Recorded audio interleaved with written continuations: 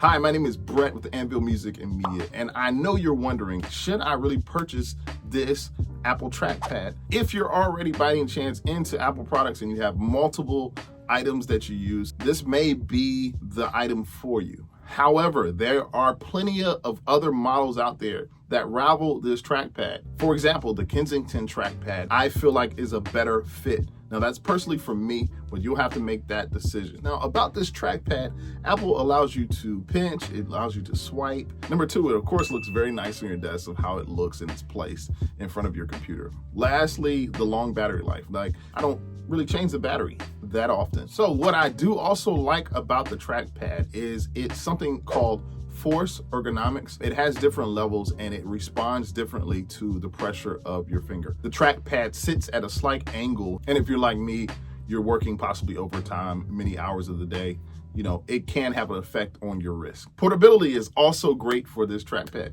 You hook it right up to your wireless Bluetooth connector on your iMac or your MacBook Pro, and you can carry it around with you. It's just really a plug and play instrument. Of course, if you have many Apple devices, you can switch back and forth with this trackpad. You don't really have to set anything up or download any type of software or drivers. The cons are for me that I'm not necessarily all that pleased about the sensitivity because of the way it responds to my hand, and it's just not, it doesn't respond fast enough for me. And if you've ever experienced rug burn in your life, it's the same deal. After using this trackpad for a couple hours, it's the same feeling on your finger. Another con to purchasing this trackpad is it's like $150. I mean, is it really worth it? I have one, but I really don't use it. As soon as I got it, I use it for maybe a day and then put it away.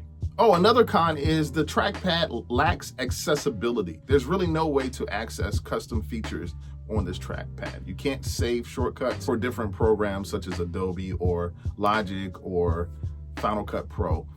There's no shortcuts when you're in the programs to sort of edit and move throughout the programs. So let me tell you about Apple's amazing ability to sell things to you that you don't necessarily need. I've had one of these. I've had this mouse for years and years.